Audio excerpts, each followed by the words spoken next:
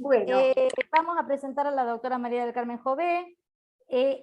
Aclaro, como el martes pasado, que esta es una propuesta, una ponencia a presentarse en el Congreso de Paraná, que se hace el día 11, 2 y 13 de mayo de este año, que se llama Problemática en la aplicación de la capacidad restante a los siniestros laborales.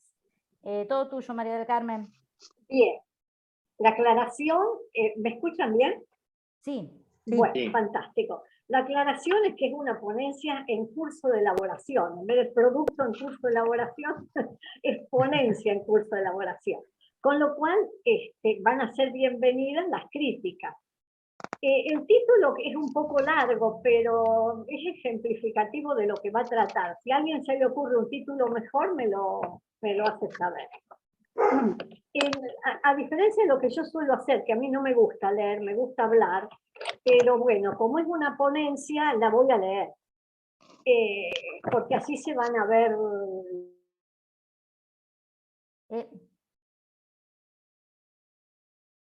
María del Carmen, no se te Perdón. escucha. Perdón. Anulaste el sonido. Ah, No, soy yo. vos. Soy yo, pero que quería silenciar. Bueno, silenciense todo el resto, porque yo no lo sé hacer. Por favor, así se escucha María del Carmen. Bueno, sí, María del Carmen. Les decía que como se trata de una ponencia, la voy en su mayoría a leer, porque así se ven las cuestiones que se pueden mejorar. El primer punto es introducción. En esta ponencia abordaremos la problemática que genera en la práctica la aplicación de la fórmula de la capacidad restante para determinar la incapacidad laboral permanente, que se conoce como ILP, y dispone.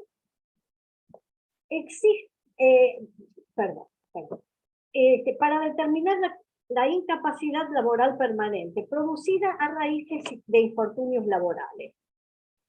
El artículo 8, inciso 1 de la Ley de Riesgos del Trabajo establece que existe situación de incapacidad laboral permanente cuando el daño sufrido por el trabajador le ocasione una disminución permanente en su capacidad laborativa. Bueno, esto es el ABC.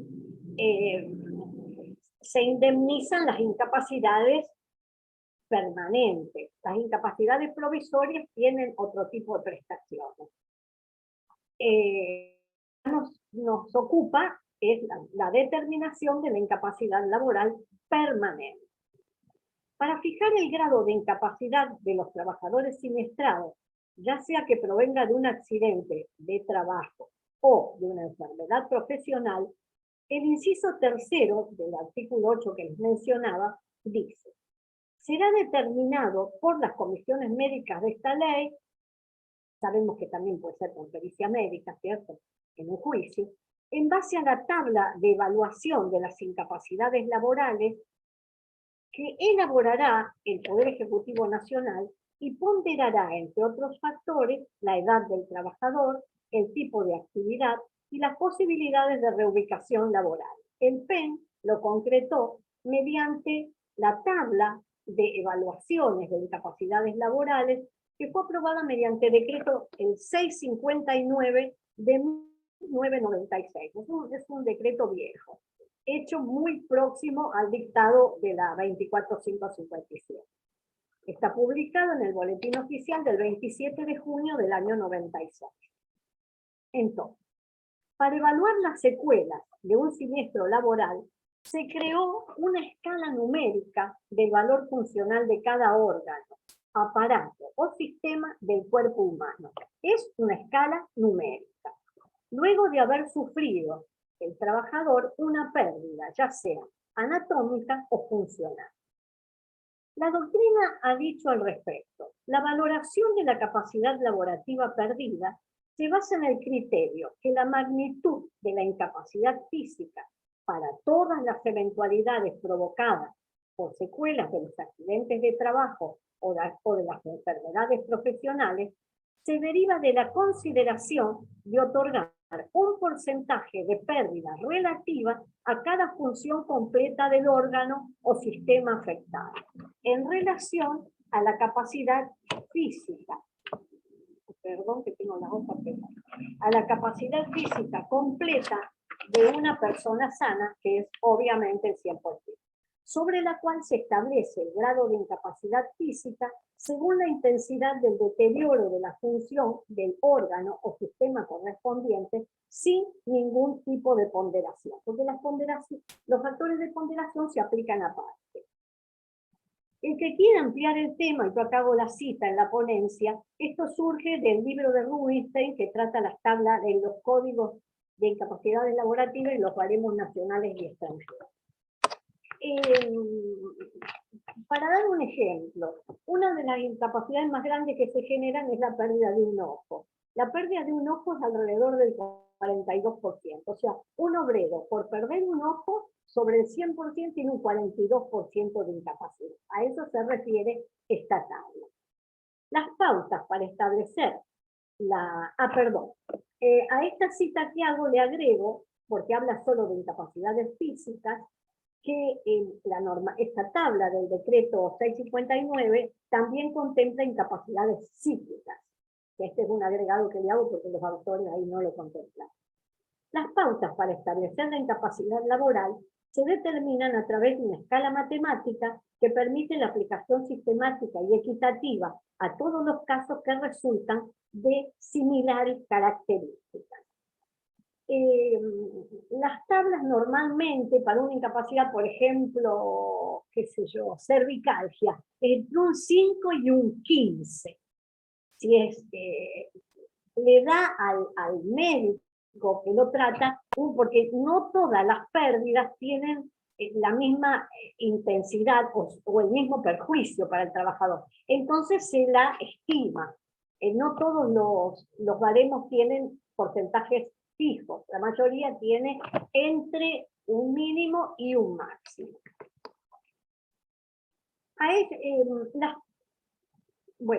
Estas escalas para fijar la incapacidad de los trabajadores se denominan baremos. Esto no lo puse en la ponencia, pero bueno, se los acoto a ustedes por si alguno me pregunta.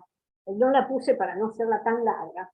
Durante mucho tiempo se discutió en los juicios si los baremos eran simplemente orientativos o eran exigibles. Hasta que la Corte, es relativamente nuevo, en noviembre del 2019, en un caso Ledesma, Diego Marcelo, contra Social ART, yo no sé si ustedes lo han leído el caso, determina que la utilización de los baremos de la Ley de Riesgos del Trabajo es obligatoria, no es orientativo. O sea, no se pueden ir al baremo de la provincia de Buenos Aires, como usan algunos, el de Castex, que es otro muy usado. No, el uso del baremo, ha dicho la Corte, que es obligatorio. A mí me parece coherente el fallo de la Corte en ese aspecto. Por ende, la incapacidad que resulta de un accidente de trabajo o de una enfermedad profesional se medirá en su porcentaje, mediante la capacidad total de cada persona. A tales fines, en los exámenes de ingreso de los trabajadores, se deben hacer constar las limitaciones anátomo-funcionales que padece y que quedan debidamente asentadas en su legajo personal, siendo el 100% de la capacidad funcional del trabajador su capacidad restante. Bueno, la verdad que no lo veo muy bien redactado este párrafo ahora que lo leo. El tema es así. Para determinar lo voy a corregir un poquito,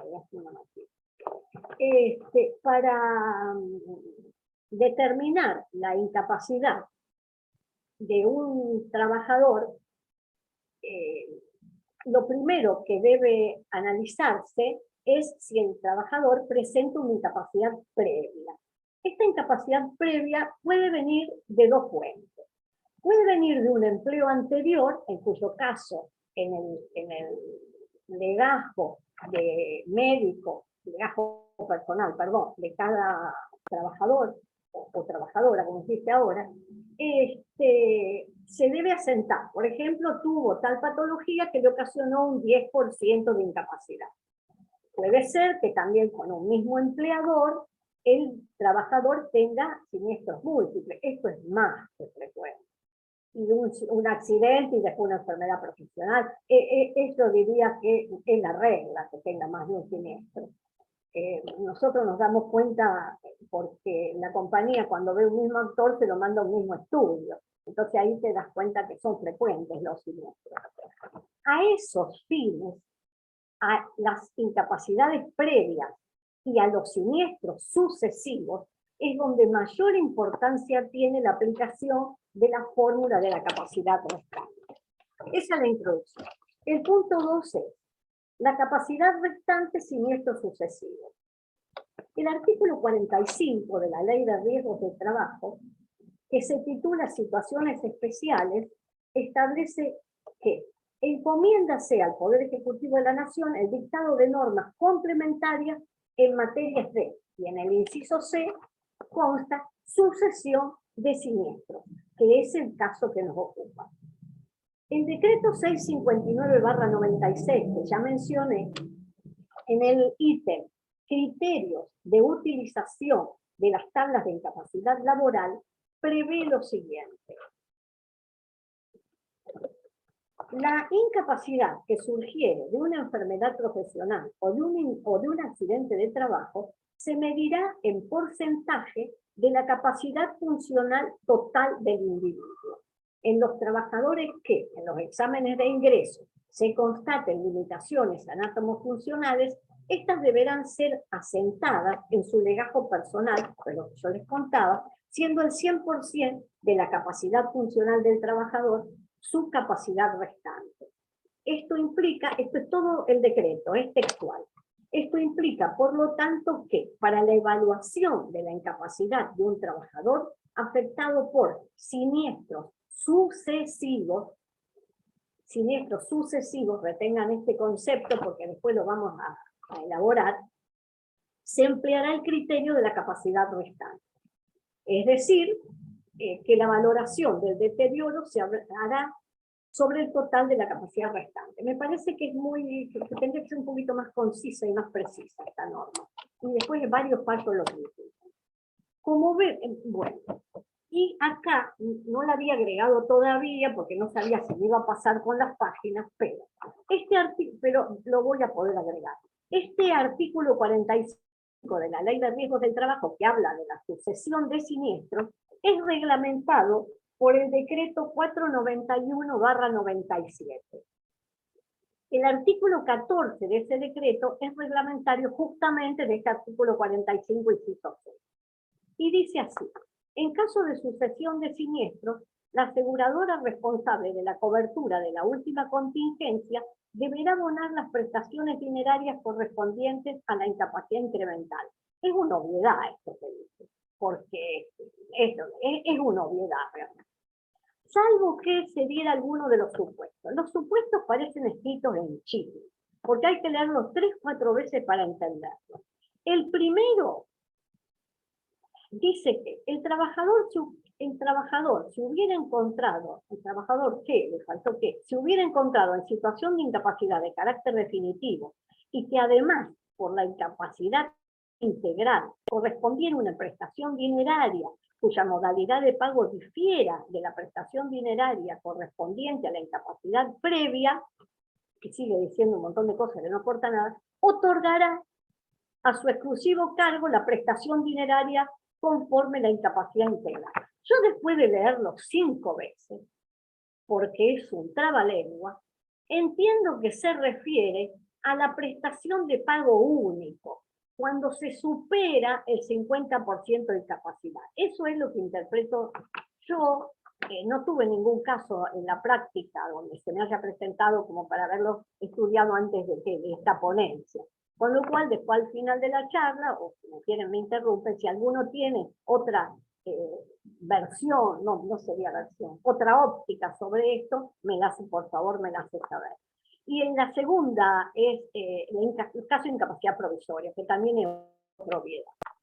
El punto B es más interesante y hace más a nuestro tema, porque dice, se entenderá por incapacidad incremental la diferencia que surja entre el porcentaje de incapacidad, perdón, no sé si les dije bien, se entenderá por incapacidad incremental la diferencia que surge entre la incapacidad integral y la incapacidad previa. La incapacidad previa es muy sencilla, es esta que surge de siniestros anteriores y que si es en otro empleador va a estar en el legajo personal. La incapacidad incremental debería entenderse, porque tampoco es claro, debería entenderse cuando se produce en el siniestro nuevo. Y la incapacidad integral, yo supongo, porque no hay ninguna explicación, que es la suma. Pero la verdad que es poco claro. Y todos los juicios los fallos que yo he leído dicen lo mismo, no es claro. Porque la palabra incapacidad integral, ¿cuándo se usa en los juicios de RT? Se usa cuando un trabajador ha pasado por comisión médica y se lo ha indemnizado, por ejemplo, por un 10%. Y el trabajador, conversando con su médico, entiende que es poco, que no es suficiente. Entonces, ¿qué hace? Hace un juicio denunciando lo que cobró y pretendiendo la diferencia. Entonces, si en la pericia médica surge que en vez de un 10 le correspondió un 14, el 4% se denomina incapacidad integral. Pero acá está utilizado en otro concepto, aparentemente. Es un trabalengua, o no sé, algo parece hecho como a propósito complicado. Las normas tienen que ser claras, y ese es el primer requisito de una norma. Entonces, vimos que el artículo 45, de la ley de RT, en su inciso C, habla de sucesión de siniestros. Que el decreto 659/96, para la evaluación de los siniestros sucesivos, dice que hay que aplicarse el criterio de la incapacidad restante.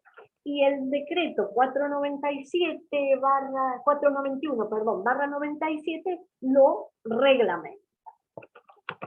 Entonces, de toda esta normativa, lo que surge es que para aquellos trabajadores que presenten más de una contingencia laboral, en el cálculo se debe de aplicar el método de la capacidad restante, o también conocido por su creador como fórmula de Baltasar.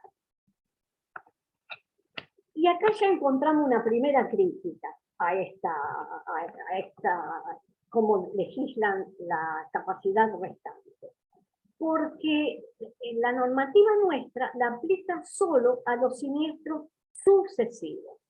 Mientras que la fórmula de Baltasar, que es la que toma la de la capacidad restante, fue ideada para siniestros concurrentes. O sea, cuando con motivo de un solo accidente se producen en una persona diferentes lesiones. Si ustedes ven en los juicios de daños y perjuicios, yo en muchos casos lo hemos visto acá en el estudio, los peritos médicos que son peritos correctos y que conocen de medicina legal, no solo de medicina, la aplican.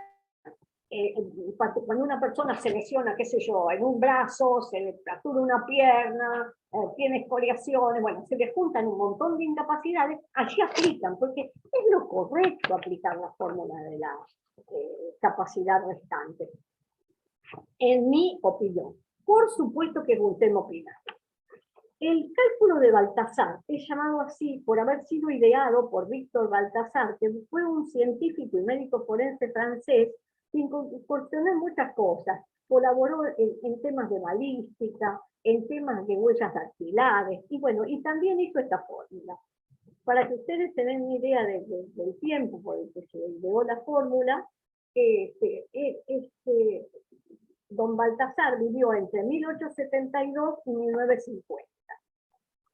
Y crea esta fórmula matemática, es creación de él, que se emplea para el cálculo de incapacidades concurrentes. Es la idea para las incapacidades concurrentes. La fórmula de Baltasar es aplicada en la legislación comparada justamente en siniestros concurrentes. Yo encontré, para usarla como ejemplo, la ley de España sobre responsabilidad civil y seguro, que es el Real Decreto del número 8/2001, de octubre de 2004. Y en el anexo, punto 2, recepta la fórmula de Baltasar y establece que para el cálculo de incapacidades concurrentes, cuando el perjudicado resulte con diferentes lesiones derivadas de un mismo accidente, se otorgará una puntuación conjunta que se obtendrá aplicando la siguiente fórmula. Esa es otra de las críticas que se le hacen a lo nuestro.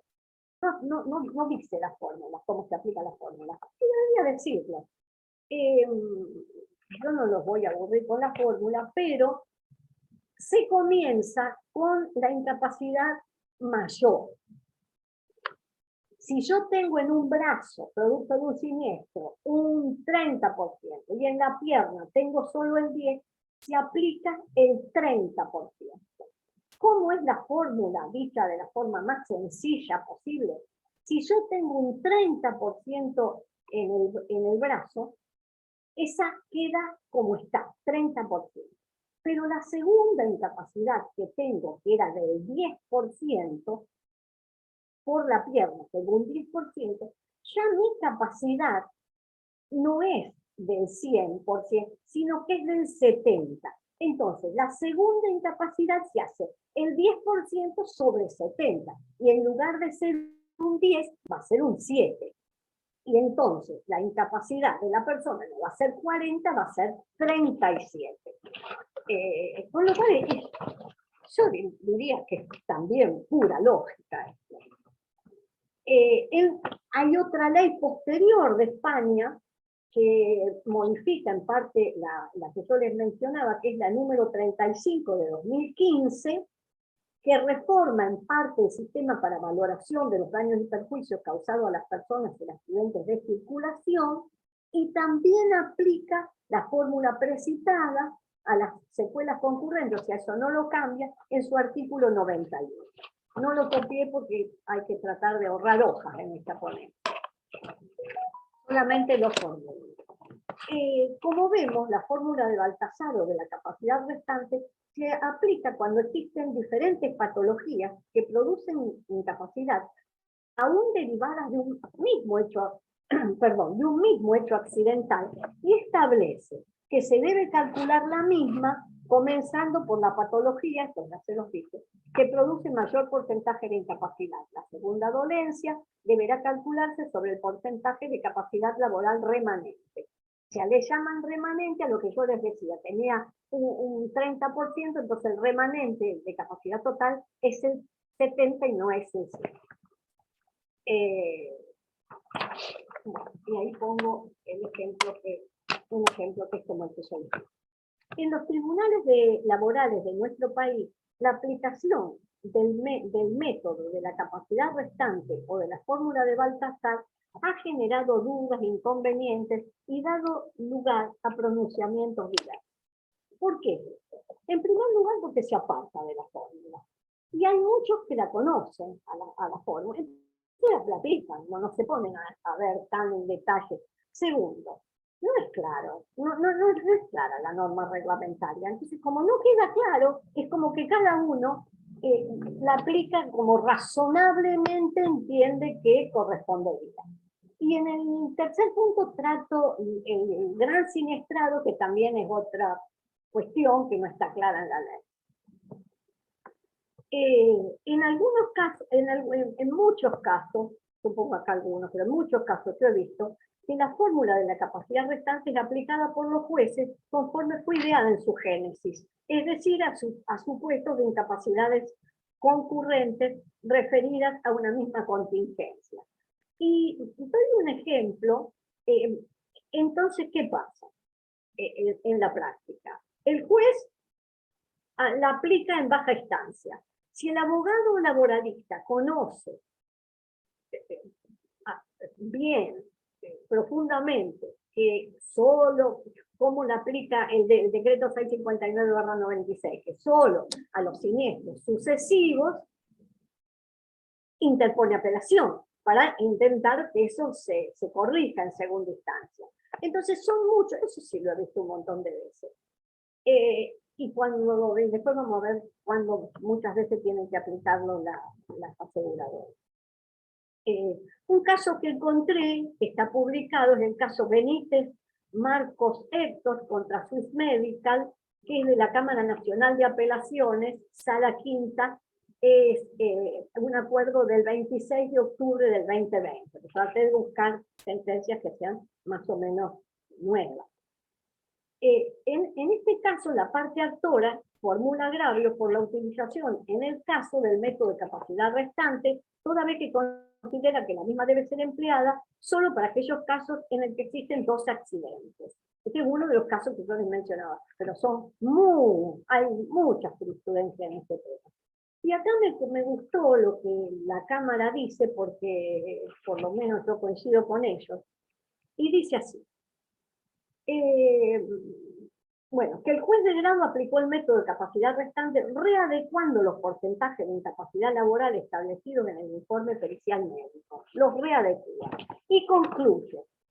Lo concreto es que el decreto, se refiere al 659/96, no dice cómo debe aplicarse el método de capacidad restante, o si ésta se aplica. En caso de invalideces, una palabra que no es muy frecuente escuchar, en vez de decir incapacidades, dice invalideces múltiples que no tengan la magnitud incapacitante de un gran siniestrado. Esto va al punto 3, que lo vamos a ver. Teniendo en consideración, por lo demás, que la fórmula de Baltasar tiene por finalidad evitar que la suma de las incapacidades por invalideces múltiples excedan el 100%. Claro, porque en los grandes siniestrados, si hacemos una suma lisa y llana, y sumamos 50 más 20 más 30 más 15 más la incapacidad psicológica, que nos vamos al 120. Y les cuento una anécdota. Una vez estuve en una audiencia laboral con un abogado, me acuerdo que era el laboral 7, él fue, abrió la boca, y tenía una incapacidad grande. Y tenía la incapacidad física más la psíquica, daba 120%. Y el abogado, ¿qué dijo? Porque mi cliente tiene una incapacidad del 120. El juez la miró, lo miró, ahora no me acuerdo si era actora o actor, pero me acuerdo que era un abogado. Bueno, un disparate. Para evitar esos disparates está la fórmula de Baltasar. En ningún caso puede superar el 100, pero no solo eso. La fórmula no es solo eso. Eso es el colmo que podría pasar. Lo que sería una aberración jurídica, que sea un 120 de incapacidad más que el total. Pero fue creada para los siniestros, fue creada para las incapacidades concurrentes, porque se entiende que cuando uno ya tiene una incapacidad en un miembro, por ejemplo en el brazo, yo ya no estoy al 100%. Entonces la otra incapacidad que me surge, aunque sea el mismo siniestro, me surge con otra patología. Y es lo que ideó el don Baltasar. Bueno, o sea, encontré varios fallos. Si me da de esto que critican cómo está hecha la reglamentación, creo que me va a alcanzar para no excederme de las 10, lo voy a poner como para que se vea que es frecuente la crítica. Bueno, después hay de todo. Con esto de crear tanta palabra, de denominar lo mismo con tantas palabras, y como no está clara inventar algunas nuevas, me llamó mucho la atención que en un caso Barbosa contra Galeno RT sobre accidente especial es del 2016, no el expediente es del 2016. El acuerdo es nuevo. Bueno, Me falta la fecha. Es de la sala quinta, pero es por el 20 más o menos, es nuevo. Se queja la parte actora por la utilización en el caso del método de Baltasar, porque no supera el 100%, lo cual es una barbaridad. Señala que la finalidad de la fórmula de Baltasar era no permitir el enriquecimiento sin causa de los empleadores que sufran sucesivos accidentes de trabajo, pero que la misma deberá ser empleada únicamente, esto se lo inventó, como la cosa está mal, inventa, para el caso de incapacidades sucesivas monofuncionales. Es una creación personal. Yo no encontré que ni en la ley ni en los decretos se hable de incapacidades sucesivas monofuncionales. Yo no lo encontré. Ahora, siempre hago la aclaración. Está tan dispersa la reglamentación de los temas de ART que uno puede, entre comillas, perderse algo, o sea, no llegar a encontrar alguna de las reglamentaciones. Esto siempre lo que cuando se escribe algo, se hace una ponencia sobre el tema RT, a uno siempre le preocupa que haya habido alguna reforma posterior y que no estamos enterados. Ese siempre, cosa que no pasa en daños, ese es más lindo daño, siempre digo lo mismo. Y acá la sala, ¿qué le resuelve? No le dice nada, que se largó a hablar de monofuncionales, no le dice nada. En relación al monofuncional sería en una sola función, porque tampoco explica lo que quiere decir. Monofuncional, no. Resuelve la sala que, en relación al primer agravio de la parte actora, el juez de la instancia anterior aplicó el método de capacidad restante, readecuando los porcentajes de incapacidad establecidos en el informe pericial médico, porque se trataba de siniestros sucesivos, o sea, está perfectamente aplicada. En dicho término, adelanto que comparto lo resuelto por el juez de grado, porque en el caso será el supuesto de siniestros sucesivos. Pero ven la cantidad de cosas que se genera porque la norma no es clara. Este se inventó, total no lo conocemos, es de Capital, lo de las monofuncionales. Después, que uno de los motivos por los que a mí se me ocurre hacer una ponencia sobre este tema, en un caso de Rosario, que está firme, Navarro Sebastián contra la segunda RT de la sala primera, del 14 de febrero, mira, de mi cumpleaños, del 14 de febrero del 2019, hay un acuerdo con votos visibles. O sea, es tan poco clara la norma que se plasma en que los camaristas opinan de diferentes formas. Y esto es muy interesante, porque si la norma fuera clara, esto no pasaría. En este tema, se trataba de un único siniestro. La sala 1, la vocal preopinante, que fue la doctora Deco, que es alguien que ya fue juez laboral, o sea, una persona que sabe mucho, ella encuentra que el criterio es aplicable a casos de patología que encuentran su fuente en un único siniestro. Ella entiende que la fórmula de Baltasar, o sea, la aplica como la fórmula de Baltasar, no como lo que inventamos. Encuentra que es aplicable a un único siniestro.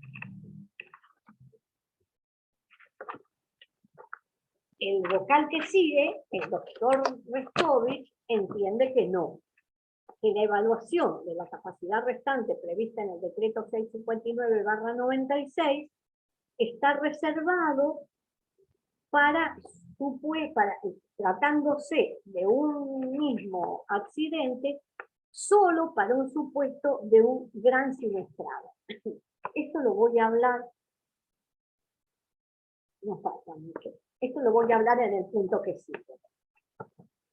Este tema quedaba por votar con 2 votos opuestos la doctora Netri y adhirió al del doctor Restovich. yo, aunque critico la norma, entiendo que tal como está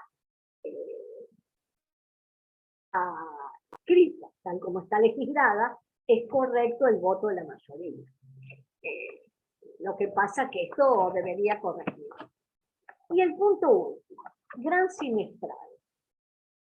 Como ya referimos, el decreto 659/96, en el punto criterios de utilización de las tablas de incapacidad laboral, disponía que para la evaluación de la incapacidad de un trabajador afectado por siniestros sucesivos, se empleará el criterio de la capacidad restante, a lo que agrega, en cuanto a la evaluación, en cuanto a la evaluación de la incapacidad de un gran siniestrado, acá nos aparece el concepto del gran siniestrado, producto de un único accidente, se empleará también el criterio de la incapacidad restante, utilizando aquella de mayor magnitud para comenzar con la evaluación y continuando luego de mayor a menor con el resto de las incapacidades. Esta es propiamente la fórmula de Baltasar. Ahora, segunda crisis o tercera crisis. Lamentablemente, la reglamentación no aclara el concepto de gran siniestrado, ni se precisa a qué se refiere la norma cuando habla de gran siniestrado. Es decir, a qué porcentaje de pérdida de capacidad, o dicho de otra manera, a qué porcentaje de incapacidad laborativa nos estamos refiriendo cuando hablamos del gran siniestrado. Por ejemplo, el artículo 14 de la Ley de Riesgos del Trabajo, en el inciso A, determina para referido a la indemnización de la incapacidad laboral permanente parcial, no total. En el inciso 2A establece, cuando el porcentaje de incapacidad sea igual o inferior al 50%, una indemnización de pago único. En el inciso B dice, cuando el porcentaje de incapacidad sea superior al 50% e inferior al 66%, la indemnización es diferente. Por su parte, en el artículo 15 se contempla el supuesto de prestaciones por incapacidad permanente total. Y por último, el 17 habla de gran invalidez. El damnificado declarado gran inválido percibirá las prestaciones correspondientes a los distintos supuestos de incapacidad laboral permanente. No es motivo de esta ponencia las prestaciones, no es motivo, por eso apenas lo menciono. Pero, como la ley no da ninguna pista de a qué se refiere con el gran siniestrado, ¿qué podemos decir? ¿Es 50? ¿Es un poquito menos de 50, como les voy a mencionar en fallo? ¿Es entre el 50 y el 66? A partir de ahí ya es gran siniestrado. ¿Es solo a partir del 66% que tendría las prestaciones de un gran inválido? Gran invalidez. Si tiene gran invalidez, es gran inválido para la ley. Laguna, silencio absoluto de la norma, laguna total. Ergo, cada juez la aplica como le parece razonable. Y ahí es un caso del estudio nuestro, que está firme. Orellana Vicente Orlando contra Federación Patronal Seguro Sociedad Anónima sobre demanda laboral, es de la sala 2 y es relativamente nueva, plena pandemia, 20 de abril del 2020. Salió el país.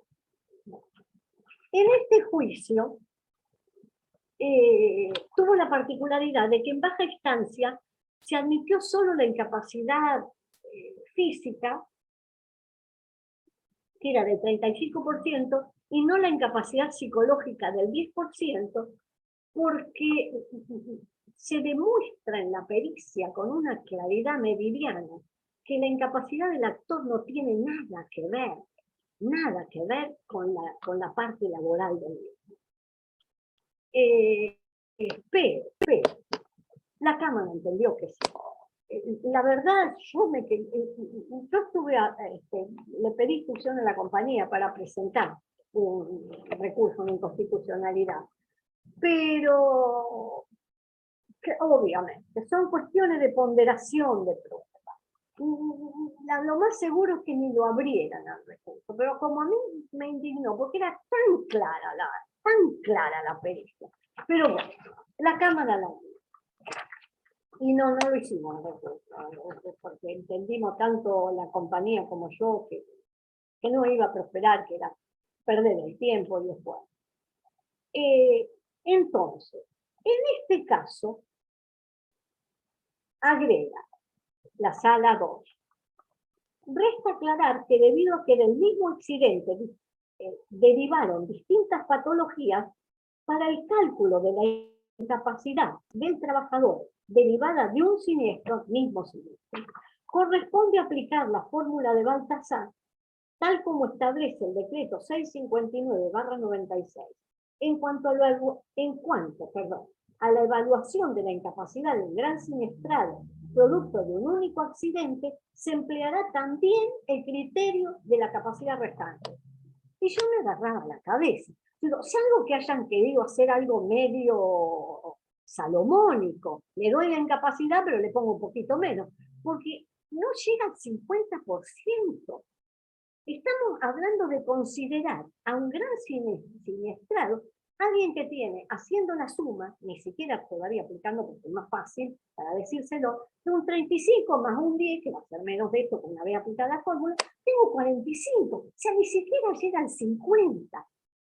Está tan mal esto de la capacidad restante, y como es muy finito el tema, no se suele hablar así en general. Yo estuve buscando y no encontré ni publicaciones de este tema, pero bueno, como les digo, es tan disperso lo de el tema RT, que uno tiene tantos lugares para buscar, a lo mejor como en la comisión hay gente muy preparada, me puedan decir algo, pero bueno, lo que me pareció interesante, porque para mí hay muchas cosas que corregir.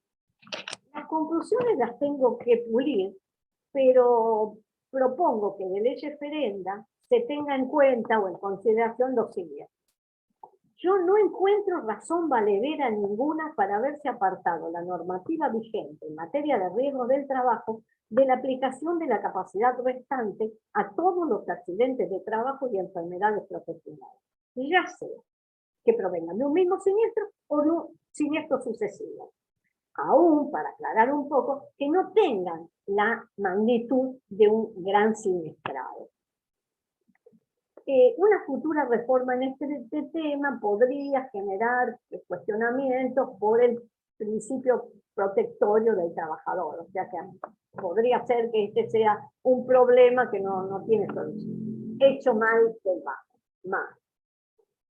En una segunda cuestión, coincido, faltan 2 puntos más para terminar.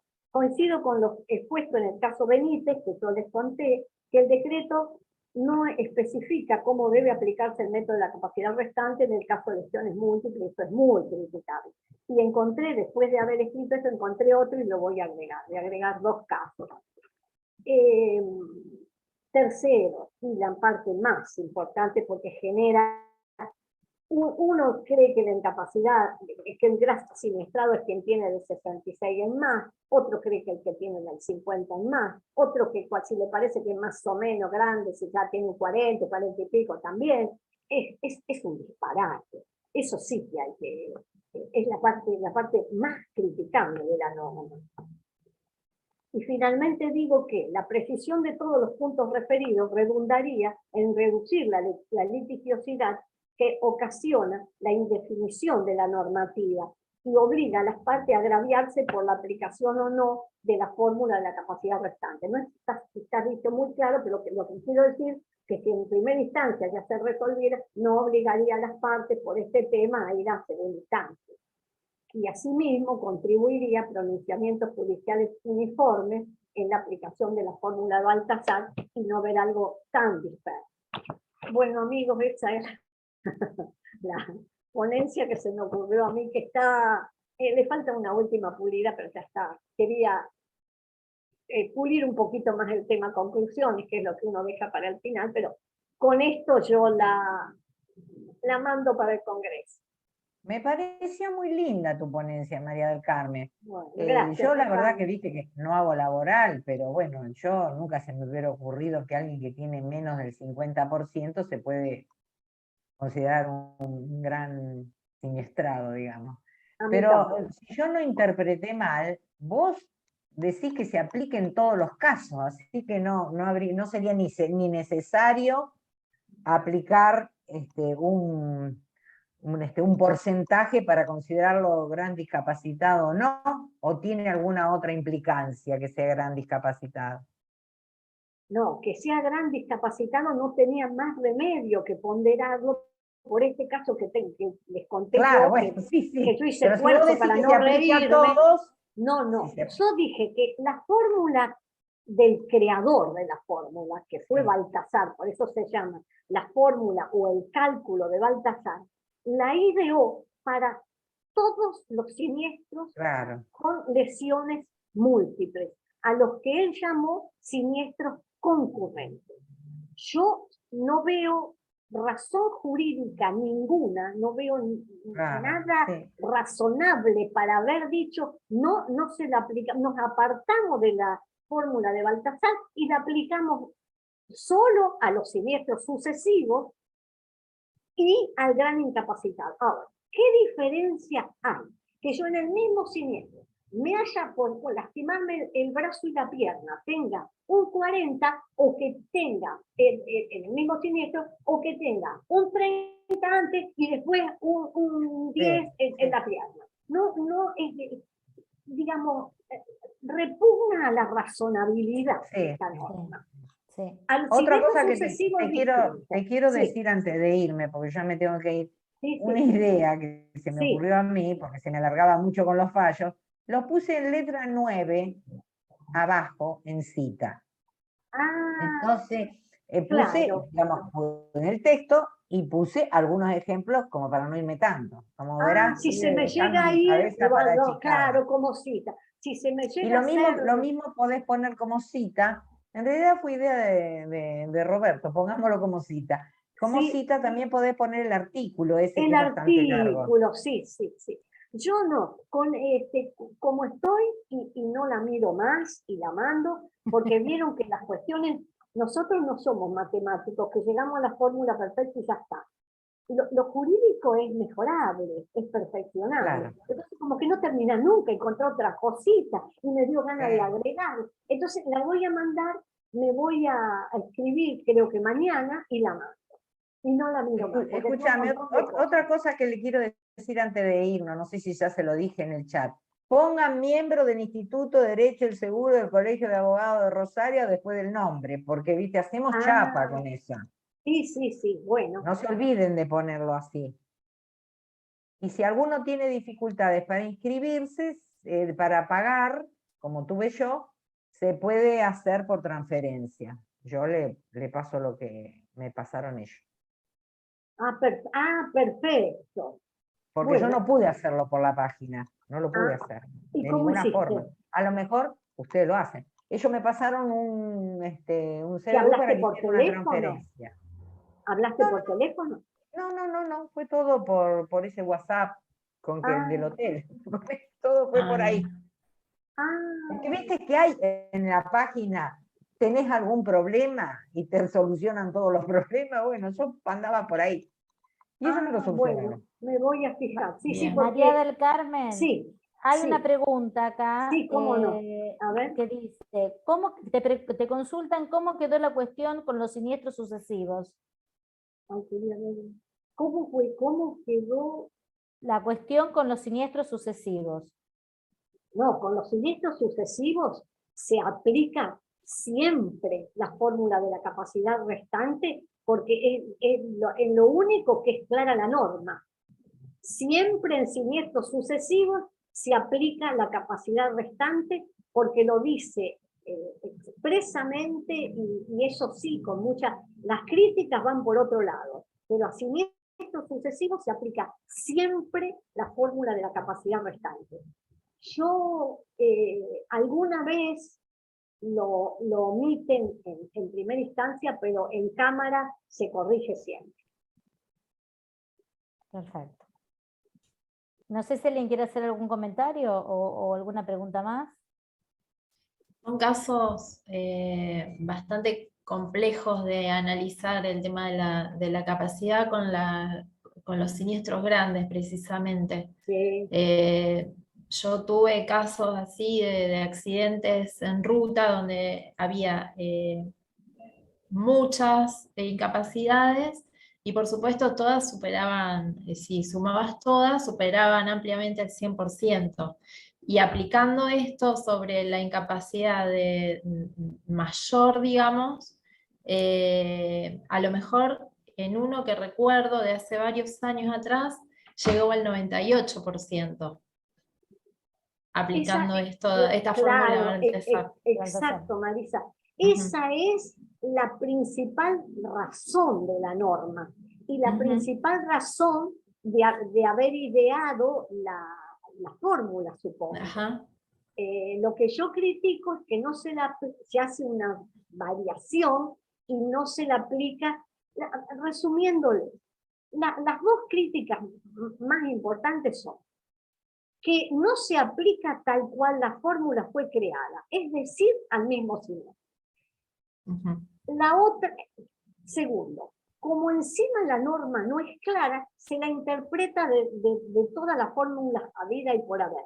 Yo traje como ejemplo esta parte, ahora no me acuerdo si era el actor o la demandada, en que en un fallo hablaba de que no se debía aplicar porque solo se debía aplicar a las Si superaba... lesiones, Sí. incorporaba una palabra, a las lesiones porque no era una lesión monofuncional, que no se sabe lo que quiere decir. Cuando una norma está mal redactada, da lugar a distintas interpretaciones. La norma tiene que estar clara para no dar lugar a un abanico de interpretaciones. Y lo otro más criticable es que no defina al gran siniestrado, que hablo de un 50, de un poquito menos de un 50. Hablo de un 66, ya entre el 50 y el 66 ya lo aplico, o no, o son casos de más del 66, cuando ya entra en la categoría del artículo 17. De gran invalidez. De gran inválido, exactamente. Esas son las críticas de la norma. Y genera todo esto, lamentablemente, una dispersión de fallos. Los fallos son dispersos, son diferentes, no hay fallos uniformes. Como esto a mí me sorprendió que por una incapacidad en un caso mío, o sea que eso lo tengo archiconocido, se aplique en la gran invalidez a un caso donde la incapacidad era inferior al 50. También hay casos que hay mucha jurisprudencia, y podría ser que se haya aplicado en este caso por eso, cuando tienen invalidez física y psíquica. Entonces a veces los jueces lo toman como que fueran dos cosas distintas. Y a lo mejor por eso yo quisiera preguntar por qué lo habían aplicado fuera de lugar. Pero hay mucho pronunciamiento judicial diferente, que no es bueno. Pronunciamientos judiciales tienen que tratar de enderezarse en un mismo sentido, y eso cómo se logra con normas claras. Si no, siempre vamos a tener algún juez, digamos, no sé qué palabra, con ideas novedosas, o no sé, pero siempre la mayoría, si la norma es clara, lo va a aplicar bien. ¿Sabes? Tenemos algunos jueces que por ahí salen con cosas novedosas, pero la mayoría lo va a aplicar. Si la norma es clara, lo aplica bien. Bueno, amigos, no los quiero Perfecto. demorar No sé si más. alguien No más sé tiene si alguien más, algún alguna comentario. pregunta. Bueno, si nadie más tiene ningún comentario, excelente, María del Carmen. Felicitaciones, como María del siempre. Carmen. Bien, María del Carmen. Bueno, Sí, excelente, agradecemos Bueno. mucho la disertación y comunicamos por WhatsApp y por el Colegio de Abogados la próxima disertación. Muchas gracias a todos. Bueno, no, por favor, hasta luego. chao, hasta luego. Chao, chao. Gracias. Nos vemos.